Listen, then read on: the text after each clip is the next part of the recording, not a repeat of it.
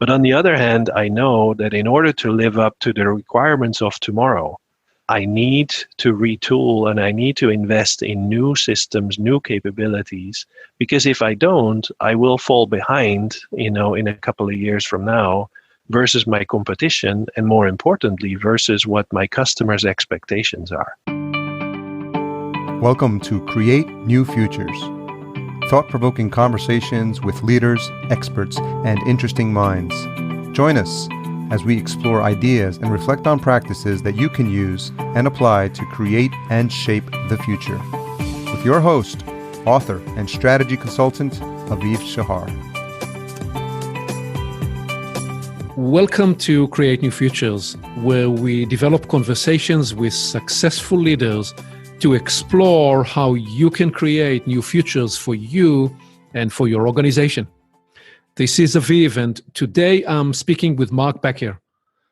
Mark is the head of America's supply chain operations at HP Inc., and he is enabling and is responsible to deliver for the printing, the graphics, and the personal systems businesses, and thereby enable their goals by leading the end-to-end operational experiences of customer and channel orders for commercial and retail.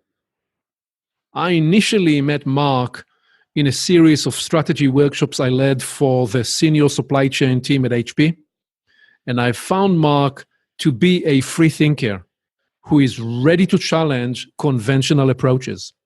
He is a dynamic leader, passionate about pursuing continual improvement and delivering new innovative solutions. Mark, it's great to have you here. Welcome. Thanks, Aviv. Great to be here. What did I miss in your introduction there that it's important for people to know about you? That's a good question. What did you miss? Well, you described it well. Maybe the fact that I'm a Dutch native, born and raised in Amsterdam in the Netherlands, and have had a fairly, long career with HP. I'm reaching almost 25 years. And one of the things I'm really excited about, and that which has helped me, to do a bunch of stuff in the company, is that I've had the opportunity to live and work in three different regions, as we call it inside the company, right? Born and raised in Netherlands, lived and worked in the Netherlands and Germany, but also had a couple of years the opportunity to work in Singapore, leading Asia Pacific and Japan region for our print business in a supply chain environment before I moved to the United States to enjoy my current role. And I think, one of the things it has helped me shape my career, but also my leadership style to be working and living in different cultural environments. Give me an example of how were you shaped by this global international experience, living in different countries, experiencing different cultures, working with people from different backgrounds. How were you shaped by that?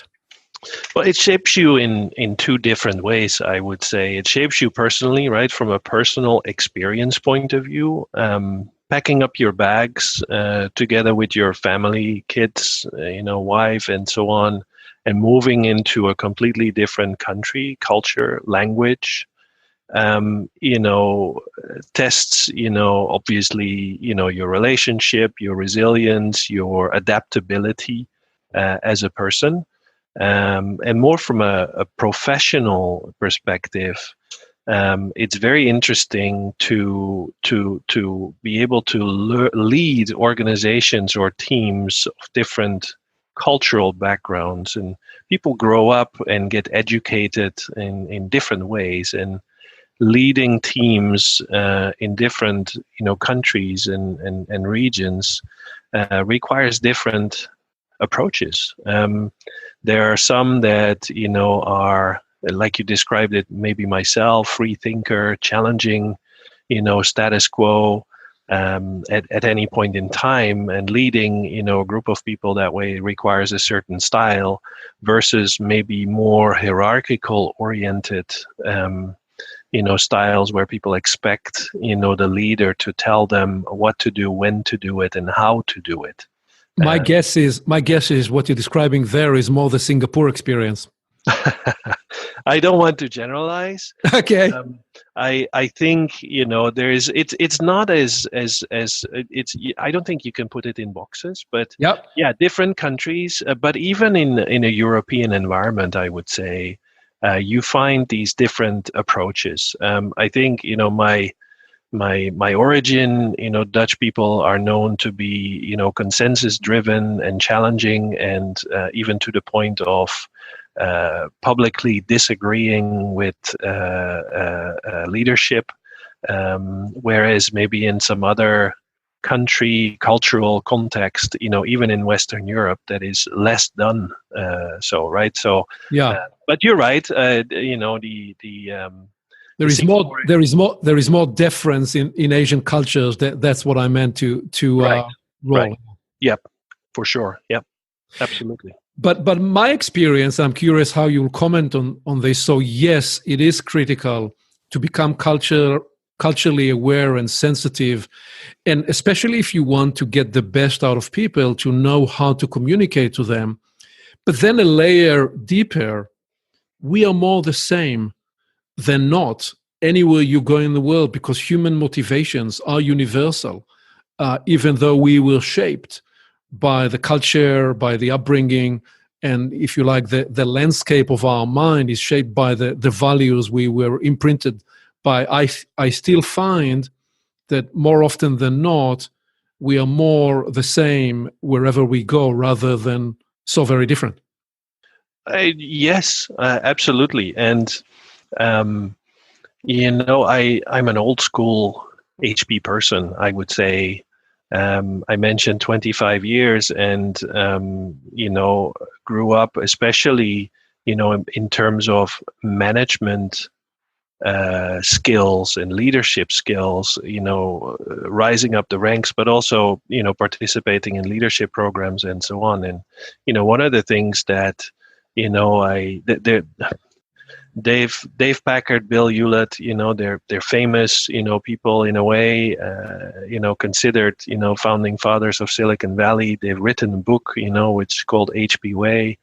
And if you read through it, there's, interesting things in there, that have shaped me as well. And one of those things is, and it goes back to the point you're making is, I think it was Dave Bakker who said, I believe that everybody does what they do with the right intentions. And it plays back to your point, right? In the end, we're all the same. We all want to be successful. Everybody wants to do the right thing. Everybody wants to contribute. And everybody wants to have, a sense of purpose and belonging. In the end, all of those things also come together, in the work environment. And that's where I think we are indeed all the same. And education might be different, upbringing might be, or cultural environment might be different, but I think those are some foundational cornerstones that apply to everybody.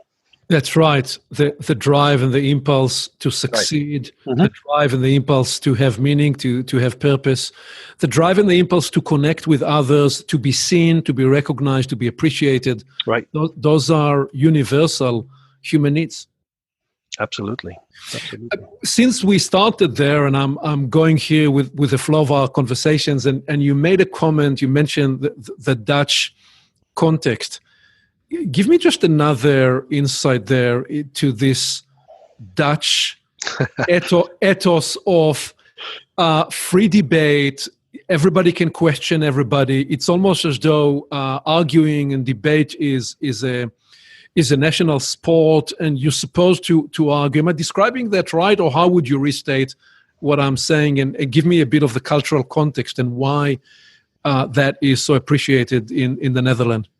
Well, I think it goes back to the point I made on it's considered a very consensus-driven environment, which means that in order for folks to make a decision, and in order for that decision to have to be sustainable, if you want, it requires, the majority of people to agree to it, and that's the consensus part. So, what the style and the environment then drives is the debate. In order to get everybody has the opportunity to raise their views, their opinions, to maybe argue to your point, but it's all to get to a point where we all commonly feel that we have, a solution that we can all feel good about, and meaning that it is sustainable in the end and we can actually make that work. Right. I think that's one part. I think there's another part which, we tend to hear, from external, but I think we know it as Dutch, native people as well, is that we are believed to be very direct. And direct in the sense that we do not hold back. We will, voice our opinions and our perspectives, not only, when asked, but also, and even more so when not asked, because we believe that it is important that everybody gets, the full insight of everybody in the room. So direct, we speak up, but we also tell things the way they are without too much, sugarcoating, no lipstick on pigs, and no, opportunity for misinterpretation what we're trying to say. I have a theory about this, which I've never read anywhere else, but I've developed it because I do think that part of the geography and the experience of a nation becomes the context that shapes the culture and the topography of mind. And the unique thing about the Netherlands is this situation where a huge, big chunk of the land has actually been conquered from the sea. Correct. And developed this water canal system where there is a situation where everybody is dependent on everybody else, because it's enough for one person to mess up the part that they're responsible for, and they endanger everybody else. And I've always looked at that and I said, that is a formative experience for a nation, and it will force everybody to have to express their opinion, because in case of danger, we need to hear that point of view. And also you need not just consensus, you need committed consensus, such that all people involved will rally to make it a reality, to be successful in establishing that system. Again, never read this research anywhere, but that's the theory that I've developed about the Dutch psyche and the Dutch mindset. So you can confirm or disprove, but that's what I have in mind. No, and I think there is truth to it. I think, there's a couple of facts you're putting on the table, right? The reclaiming of land and the dependency on protecting ourselves from, the water. The truth is, if a dike or a dune breaks anywhere in the country, there is a risk that 50% of the land will be flooded. There is examples of, 1952, where massive floods, occurred in the southern part of the country that devastated, the nation, as well as killed a lot of people and so on, which, then strengthens. I think there's examples in other parts of the world where those kind of events happen, and they shape the world, they shape, the environment in a certain way. So very true. I think it's a good analogy. I think there's other events, that have happened in history that probably contributed as well. But yeah, it's a combination of those things for sure. Great. So I want to travel back to the Netherlands and to upbringing in a little bit, but let me bring us to today, to your current experience and to your current role, and ask you first, what do you enjoy most about your current role and the work you're doing? I would say there's two things that I would call out as me enjoying most. And you described my role, managing an end-to-end supply chain, delivering products and services to HP's customers, And those customers being, retail partners such as Walmart or Best Buy or Staples, commercial distribution, large distribution companies, but also commercial enterprise and public sector direct customers, large companies, famous companies, Google, Amazon, GE, big banks, a lot of the US public sector, federal government agencies we work with. And one of the things I really enjoy is to engage directly with those customers, working with them, making them successful by, providing our products and services and delivering those, to their needs, so that they can be successful in their own business, which is very rewarding to see.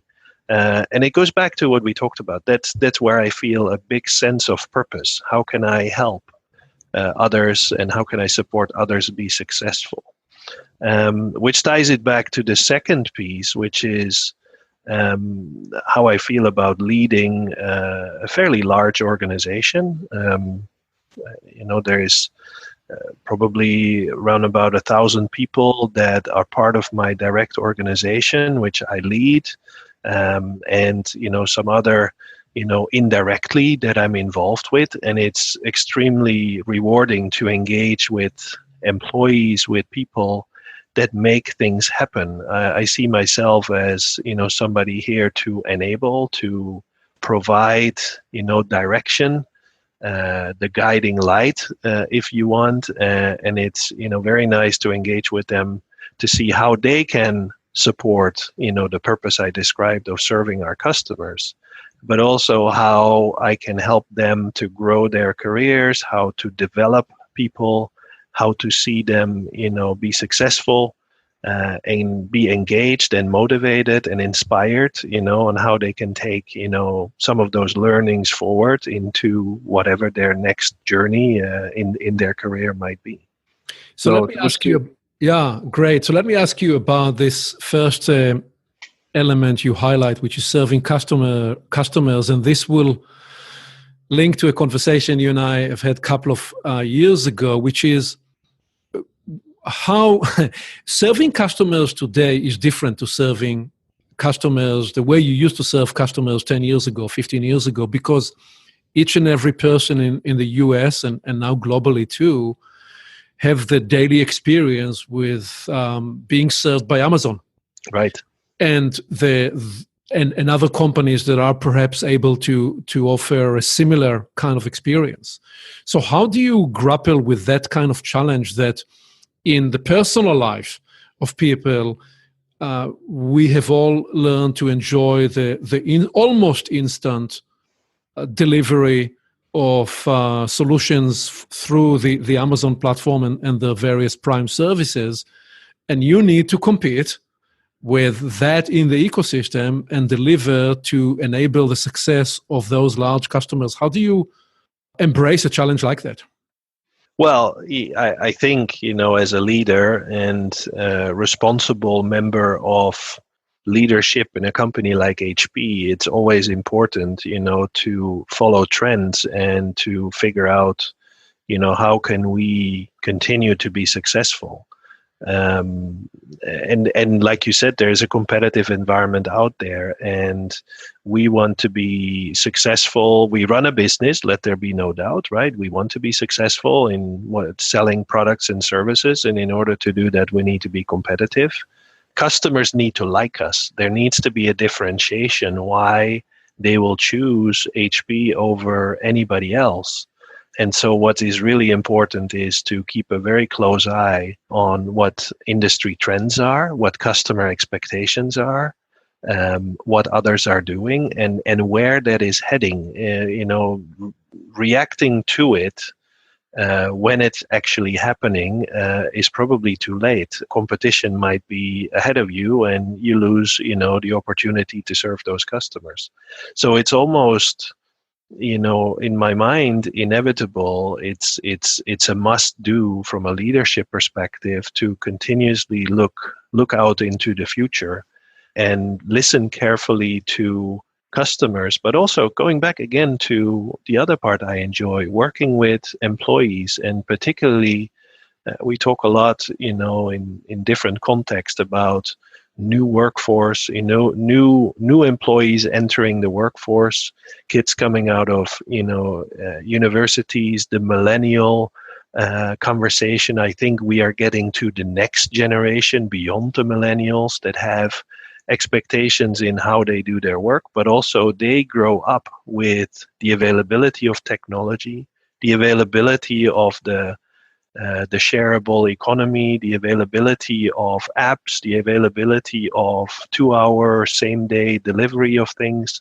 and they will be entering the workforce. They will be the employees of our customers in the future. And therefore, we need to. It's a must to follow those trends to understand what will happen and adapt to it in order to be relevant, to survive, and to be a sustainable brand and business. That's right. The Generation Z, the people that were born in 1996, also known as digital natives. Right. They want it now with full suite of options, and I can't necessarily understand why they cannot have it now. And that is a challenge to a large company that still carries in some way traditional legacy systems, and Right. Which brings me to the other element of your work, because if I understand this correctly, you have your day job, and then you have your second job, which is leading a large, complex transformation. So firstly, is that correct? And how are these activities different or not?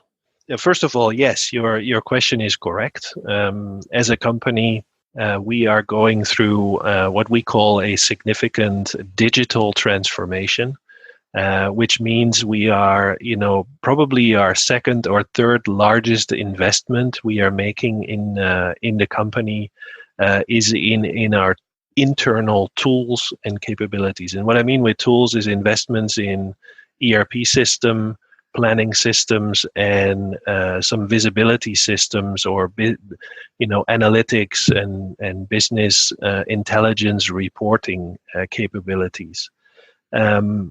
So large investments, and very transformational, as we need to take out older legacy systems and replace those with newer, which come with a significant amount of process re-engineering, a significant amount of retraining of people, and a significant amount of risk of disruption to our day-to-day operation.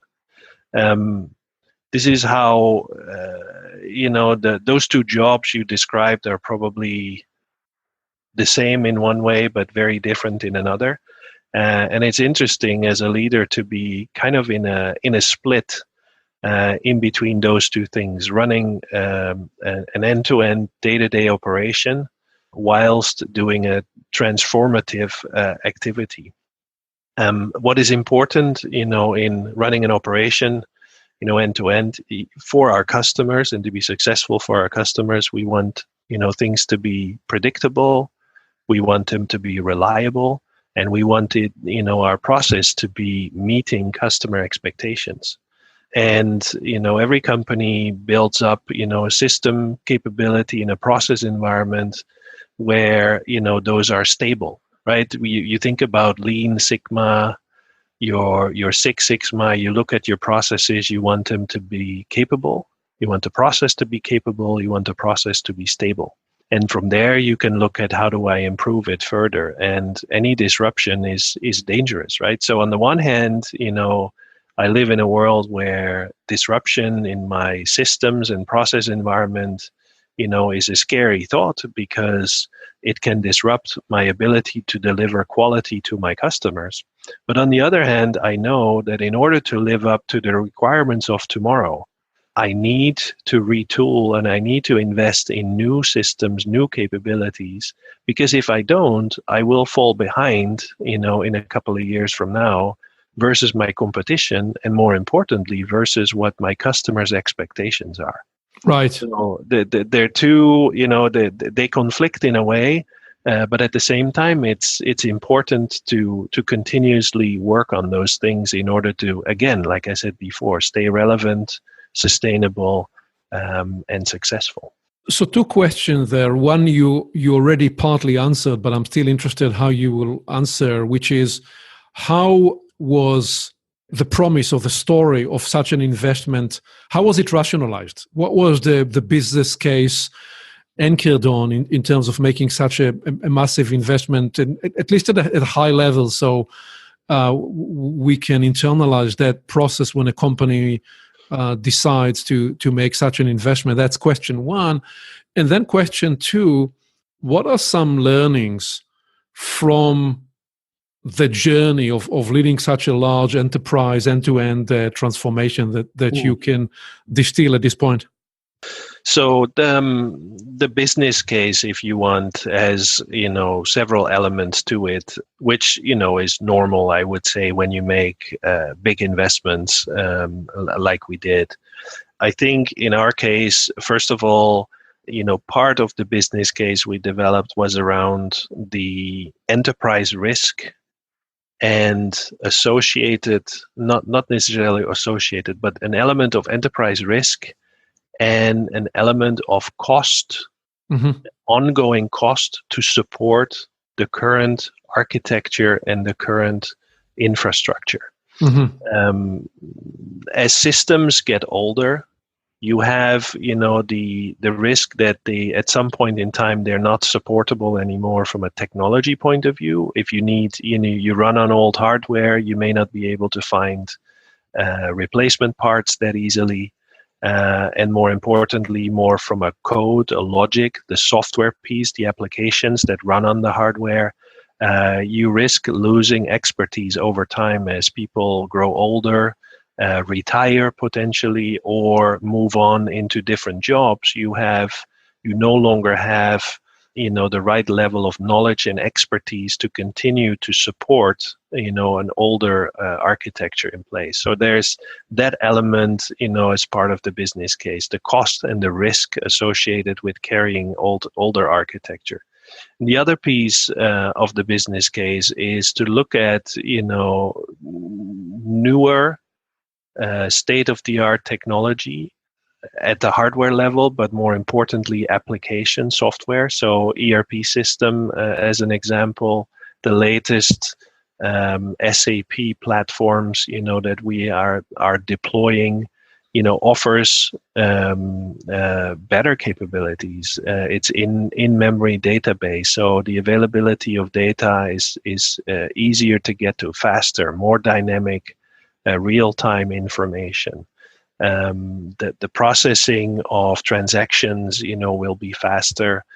So it brings a certain amount of efficiency, effectiveness. It can reduce our cost to serve, as well as allows us to provide a better service to our customers when deployed correctly. And I think there's a third element as part of our business case, which talking to people in the industry and other industries, happens a lot.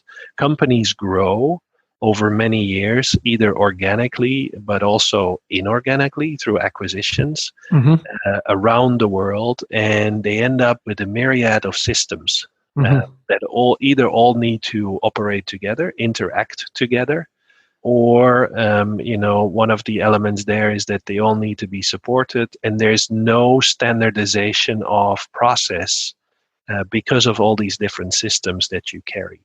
And that's a third element of a business case, that if you can standardize and simplify around your processes on one architecture, that will help you from a cost and efficiency point of view, but it will also help you from service delivery to customer. Give you an example. In this, running 12 different ERP systems around the world. If you have a global customer that expects you, a global customer like Amazon, as a corporate customer of ours, expects us to act, behave, and perform the same anywhere in the world. if you have different systems in different countries or subregions, that becomes very difficult to live up to that promise. And so it's a third element of that business case. You can standardize and simplify, saves you money, but you can also provide a better global service to customers. Yes, compelling and clear. I'm glad I asked you this question. It's very important to grasp for anybody that's interested in why leading such a massive transformation.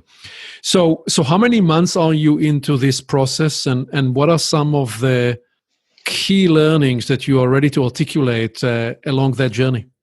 So we've been working on this for a fair amount of time, and these things are long journeys. This is not transformation activity that you complete in 6 months. We are a year and a half in with some prep work, development work, and our migration and implementation, if you want, of the new system environment started in September of last year, September 2018, where we had a migration plan to roll over based on list of customers, customer by customer almost, that we would roll over from the old system to the new system. We completed the final rollover back in February of 2019. So in a, I would say, roughly 6-month time period, we did the deployment. And right now, roughly 3 months later, we are still in what I would call the learning curve, the sustaining environment, and optimizing of the solutions we implemented. And I think you started asking the question, Aviv, so what are some of the bigger learnings, of running a massive transformation like this? I think there's multiple elements there to consider. First of all, obviously, you need to have a good business case on why you want to do this. Right. You need to have a very solid governance structure and organization model in place between pure technical development, project management, but also working together across the organization with the operational people to make sure that you understand how you go from A to B, from where we are today to the new environment, and what are some of the requirements, the capabilities, what are some of the risks, I think are extremely important. And you need to have a very solid governance in place. Sponsorship at the highest level of the company, cross-functional, very important. And then I think very important as you go through this journey are all elements around change management, which goes all the way from you need to train people on their new systems, on their new processes very, very well. You need to do very thorough testing before going live in a new environment, end-to-end testing. In large programs like this, discrete testing, systems integration testing, all very important, but end-to-end testing across the multiple systems and processes is very important. And I think one other very important aspect and learning as well that we have is that communication to stakeholders.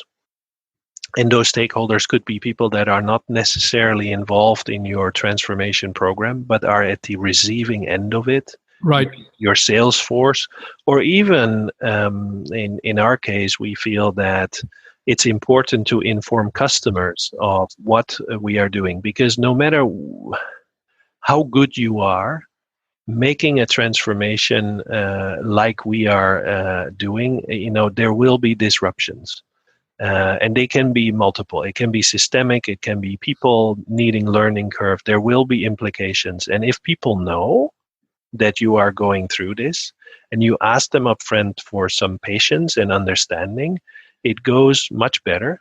They are a lot more acceptant in listening and understanding what's going on than when you do not tell them and all of a sudden there is a problem. So can you give an example of a critical decision or a crisis point or a setback, and how you learned to address it through this massive transformation? Right. Massive. So I think decision points are extremely important. When I mention governance, decision points, milestones, but also making the right decision at the right time. For example, on your go live, we faced the go live based on customers, and with that, obviously a certain amount of capability. We had a very firm schedule, which we wanted to live up to. Schedule was very important, probably even more important than scope of what we were working on. But by the time that timeline comes in saying we will go live on Monday of next week, as an example, it becomes, and it has become a very important decision point. Are we ready? Does the system do what it needs to be doing? Does the process support it? Are our people ready to take on this challenge and migrate over? Very important decision, and I can only encourage people that are planning to go through this, make sure that you have the right people around the table to make that decision, that are knowledgeable and that know what is at risk. Very important. And to give you an example of what can go wrong. We've had situations where we've had to postpone the decision to go live because we realized we were not ready. So let me just pause you on there, because even that is a comment about culture. There has to be a transparent and open and candid enough culture for somebody, you or anybody else, to call this out and say, we're not ready, we must reschedule or change course. If you don't have that kind of open, transparent, trust-based culture, great disasters are about to happen sooner or later.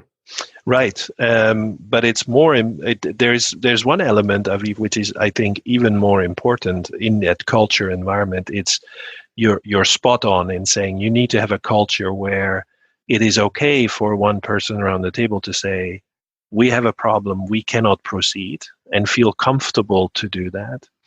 What is even more important is for leadership around the table that needs to make that decision to weigh in and weigh over, the consequences of the decision either way, and how that affects, individuals. Let me try to illustrate that, what I mean with that. Me as the operational owner in this scenario will want to protect my people, my operation, my customers. That's my job, that's my role, that's my primary accountability. Yes. So for me to speak up and say, guys, we're not ready, is fairly easy. But what I'm doing by saying so is I'm impacting the person who is in charge of the project, whose objective given by the corporation is to deliver a program within the scope, the schedule, the timeline, and the budget given to him. Right. So if I say we cannot proceed, we need to postpone, that has an implication for the person that carries those objectives and responsibilities. And if leadership does not accept, the trade-off one way or another, that creates a fair amount of tension in the system, right? So that is the other element of the culture that comes with that, is that then you need to make the trade-off one way or another and accept the consequences, and also provide, the empowerment, the coaching, and acceptance of certain people not being able to deliver upon the objectives you've given them. Beautiful. So based on this experience, if you needed to do something like this again at some point in the future, what's one thing you're likely to do different? I think so there's elements in how we experienced this where I think we did the right things the way I described it. We postponed a couple of times. We made the right trade-offs. I think one big learning is that the element where I said the communication to stakeholders, communication to external of what we were about to do, the potential implications, the risk, the involvement, so a large element of management of change. I think we could have done better, which we have learned. We're not done, by the way, with the program, right? We have other regions and where we need to go through the same exercise. It's a multi-year program we're going through.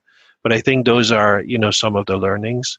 I think one personal learning for me is, to keep a balanced view between, the corporate objectives of one, protecting customers, but also running a program like this is costing money, and any delay, is not helpful from an overall objective of the program perspective. So making sure you continue to have the right balance, and in the conversation to be fact-based, factual, not opinion. When you say we need to postpone because we are not ready, what does that mean, right? How do you describe not ready? What's your measurement of success of not ready? Those are important learnings. I think we learned. Probably can do better, but also additional advice I would give people that want to go through an exercise like this. Be data-driven and be factual. Yeah, absolutely. Let's trace to the beginning of your journey, Mark. You talked about you're born and raised in Amsterdam, in the Netherlands. What inspired you when you were growing up? I think, what inspired me, it was a natural thing. I think that led to some of the things that I still carry around with me. And I was a young boy, 13, 14 years old, and I'd figured out through getting pocket money, from my parents, that if you have some money, you can do interesting things with that. You can become, a little bit more independent. And I found myself, around the corner, there was a shop, and it's a shop in selling, winter sports articles, skis, ski boots, clothing, all those kind of things. And the owners, I got to know, and the owner said, "Hey, I have a job for you. How about you wash my car and I pay you for it?" So, I decided to do that. And within no time, I realized that, actually, if I do this, well and fairly quickly, all of a sudden, the wife of the owner said, "Hey, you did a good job there. I have a car too. Can you do that one too?" Yeah. And, it turned out, very interesting that within no time I was washing the cars of almost every employee of the shop. But with good quality and within reasonable time. And I thought, hey, this is interesting. I can make quite a bit of money doing this, and it went on from there. Where, as some of you may know, Dutch people, we're famous about the water. You mentioned it, and we're also famous that when the water freezes over, we all get excited because it gives us an opportunity to go ice skating. That's right. That's right. And, it's this famous story that lots of Dutch people pull their skates out when that happens. But those skates, they're metal blades, as you know. And in order to skate, those blades need to be sharp. The angles on those blades need to be sharp. So they need to be sharpened. And so this shop, they set up, this service that, hey, come to us. We can sharpen those blades for you. It will cost you $15 to do that, and you will be as good as new. And they asked me, hey, can you do that? Sure, let me give it a try. And so I got paid $7 a pair.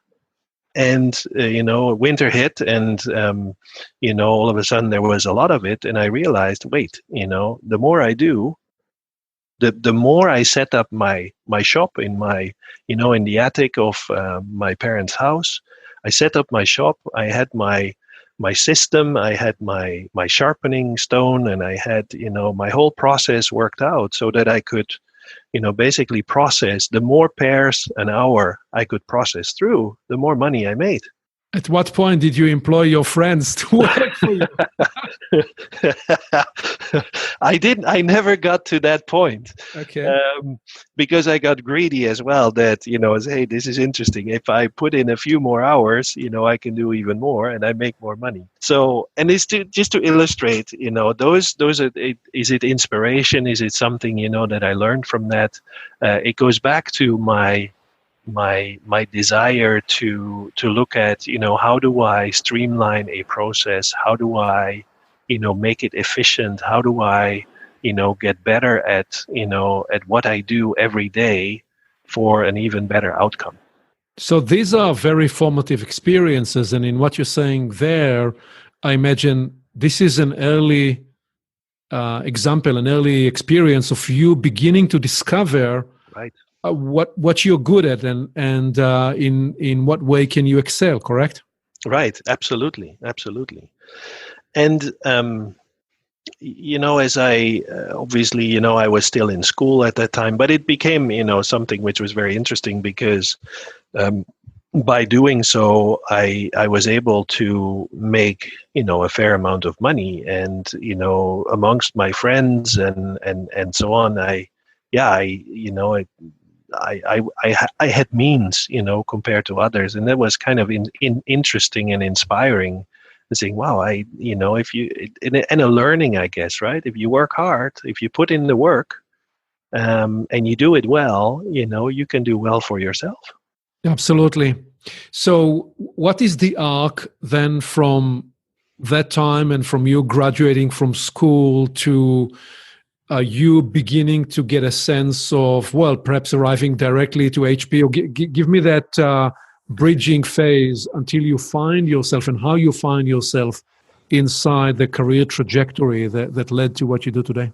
Yeah, it's interesting because I took a few detours, and graduated from school. Like you said, my aspiration and my goal back in the day was to become. I did have this desire to be in management. I was seeing myself as a manager, but in a completely different industry. I was fascinated by hotel management, big, not necessarily tourist resorts, but more,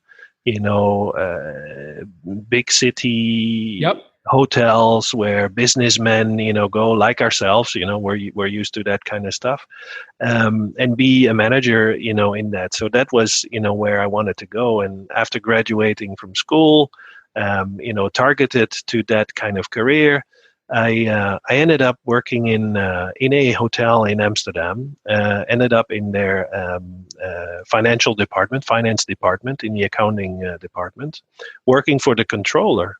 And my job, my first job was to do all of the revenue accounting, for the hotel, which basically is a process where you take all the revenue incurred, the day before. There's a nightly process, to get all of that stuff that needs to be booked into the books and so on.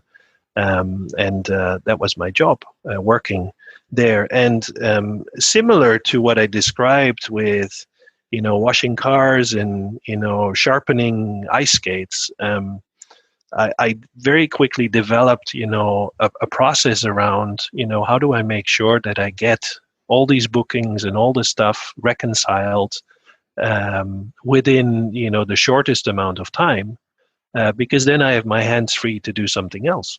And that worked within no time. The way the job was designed was you do this, and it's your day job. You take your 9 to 5, you do all your revenue accounting and reconciling, etc., from 9 o'clock in the morning, and you finish it at 5. Within a couple of months, I was done at lunchtime, and was basically sitting there and told my boss, the financial controller, and saying, well, you need to ask me to do something else because I've got time on my hands. Which is, she then said, well, you seem to be very nifty and crafty with our systems. So why don't you start acting as our systems manager, a little bit of an IT environment? And I did that in addition to my other job. And that is how ultimately I developed, a bit of a technical skill, left the hotel, got into a software company. Well, let me just hold you to that story, because there are three keys in that. Number one, this job, I imagine, gave you complete visibility to the mechanics of a business, the financial side of a business, and really be exposed to that, which is a very critical foundation. So understanding the workings of a business. Number two, which you already brought from the earlier experience with cars and with making those equipments better ready for ski, was finding any opportunity you can improve, make it more efficient, make it more effective. But then number three, making yourself available for next new opportunities. These are right there. There is a formula for career shaping steps in that early experience. Beautiful. Absolutely. So from there, I this is, I think it's a leadership or, development, if you want, like you said, how do you grow your career? What happened from there as I got involved in, call it, IT management, systems management, I had to engage with the company that provided the software the hotel was running on. And, from time to time, problems occurred. I had to reach out to them, get their support. About probably a year in, that company actually called and said, hey, we like, the knowledge you're building up. We like the way you approach things. Why don't you come and work for us? So it offered, that trajectory offered me a career opportunity into a different industry, right? Software industry, still in hotel management, where I thought I wanted to be. That company offered me roughly 4 years of great opportunities of being the one training new users on their system, doing implementation of systems in hotels across Europe, Middle East, Africa. It took me to several countries in Africa, including Kenya, Mozambique, Zimbabwe, South Africa. It took me to Moscow, to Prague. And we're talking, this is early 90s, mid 90s. Fascinating time to travel around these countries, yeah. Fascinating time to travel around these countries. And a little anecdote, one day I was in Mozambique, helping a hotel automation, and I was working with the guys, managing the night shift. And at some point I, decided to go for a walk outside the hotel. And I was walking outside and I thought I heard, windows slamming, and I went back into the night manager and said, hey, there's a door or a window open somewhere and the wind seems to be blowing and, slamming the door open, closed, and so on. And he said, no, you're wrong. I said, well, what do you mean? I said, well, what you're hearing is gunfire. What you're hearing is the rebels, shooting, not so far down the street, which is, that builds character as well when you go through those kind of experience, right? That you go, indeed, oh my God, I'm in a world which is very different, not so protected from where I come from. Yes. So wonderful experience. And same thing. The software was running on HP equipment, funny enough. And so in order to make that work, I had to engage with HP from time to time. During my installations and system support I provided, and the same thing happened one day to the next. HP said, hey, why don't you come and work for us? Right. So right there is the essence of career progression and career evolution, which is you engage an opportunity to its fullest, you build relationships, Right. You build the transferable skills, the people that come to experience how you serve your clients say, why won't you come work for us? So one opportunity leads to the next one. Absolutely. Absolutely. When you step back and look with everything you've experienced, what would you say today makes for a great operational leader? I think describing an operational leader, I think, in a way, I would say that there's a lot of jobs out there and careers out there that have, multiple elements of an operational leader in it. In my case, I think, there is multiple characteristics or important elements that I see. First of all, I talked about the fact of being customer focused. In the end, without customers, a business does not exist. So it's extremely important to be customer focused in my mind. I think an operational leader needs to understand how his end-to-end process works. An operational leader needs to be capable of managing that process, improving it. So having, we talked about it, data-driven, fact-based. Metrics need to be there to tell you whether you are successful achieving your objectives, yes or no, that serve your customers. And so as a second element. Third element is an operational leader needs to be a leader, needs to be able to lead people.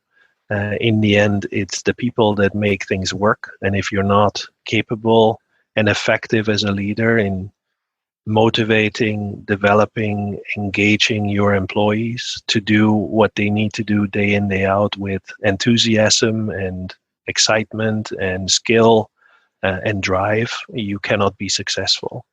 And I think the one element we briefly talked about earlier on is an operational leader cannot sit still and just look at his current day operation. An operational leader needs to be strategic, needs to think about the future, needs to think about what comes next.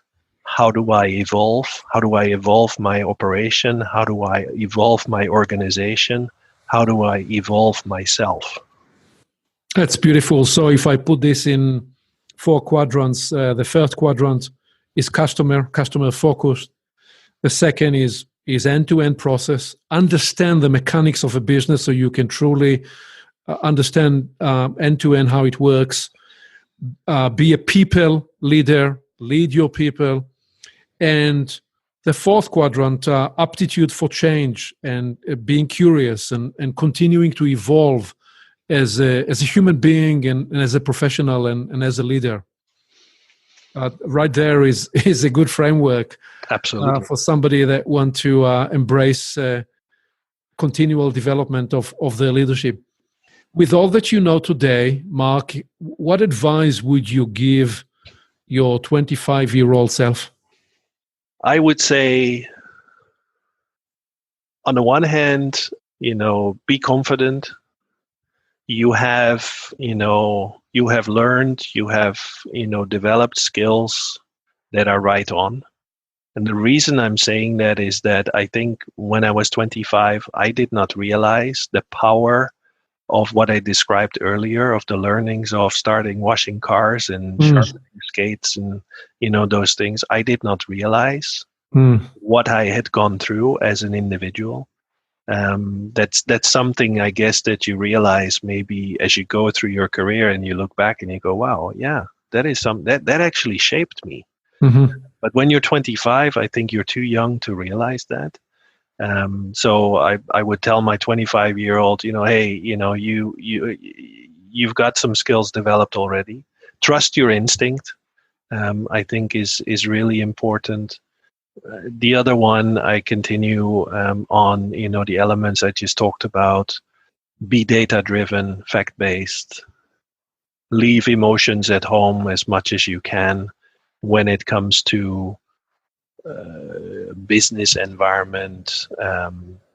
Emotions, in human interactions are good, But when you get faced with difficult decisions, trade-offs we talked about earlier, fact-based, data-driven always wins over any kind of opinion or emotion.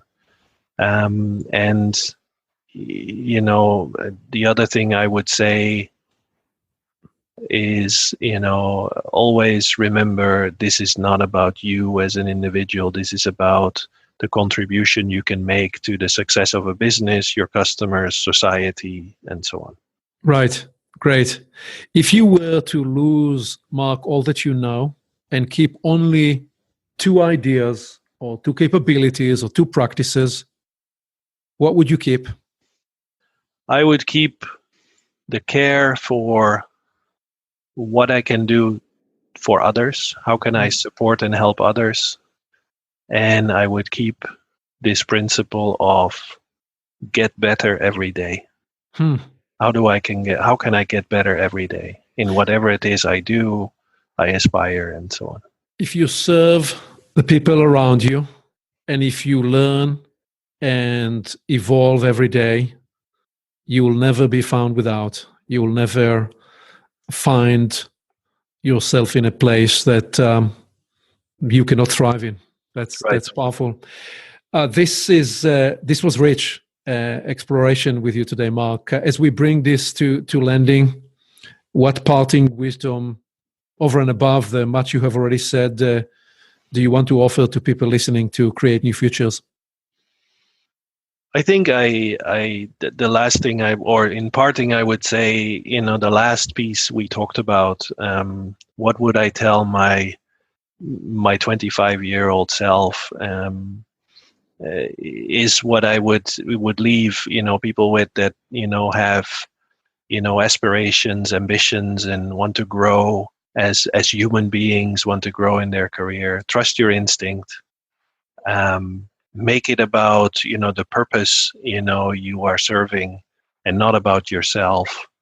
You know, always go back to, you know, the facts, the data, because that, you know, is what counts in the end, and it will make things easier to navigate through tough times.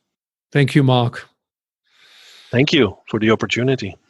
Here we are. We've landed this Create New Futures journey, and it's your time to take action to create your new future. Here are a few steps you can take this week. First, discover how you can improve what you manage. Mark progressed in his career by first learning deeply the business he stepped into, and then by finding opportunities to improve the systems and processes that run his operations. What opportunities do you have to learn deeply and then improve results? Second, reflect on the 4 elements of operational leadership. Mark proposed the following 4 quadrants. Quadrant 1, the customer. What are the customer's needs and desire, and how you will deliver differential value? Quadrant 2, the end-to-end process of your business. How can you elevate the process performance to create an even higher impact and deliver results that will surprise the stakeholders and customers and people you serve? Quadrant 3, leading your people. How will you engage your teams to co-create with you a future that will express their highest aspirations and capabilities? And Quadrant 4, leading yourself, continuing to evolve and grow as a person and as a professional. What are your next growth frontiers, and how will you apply yourself to these opportunities? Finally, third, Mark offered that the 2 most essential elements you can always land on and then create opportunities for yourself and for others are caring and learning. Whether you face a great set of challenges and adversity, or you're thriving and perhaps even on top of the world, learning and caring will always open new doors and produce the next opportunities. This is a universal truth we can all apply ourselves to. One more thing. You can reach me directly by phone and on email. to explore how we can help you and your team create your new future. See you next time.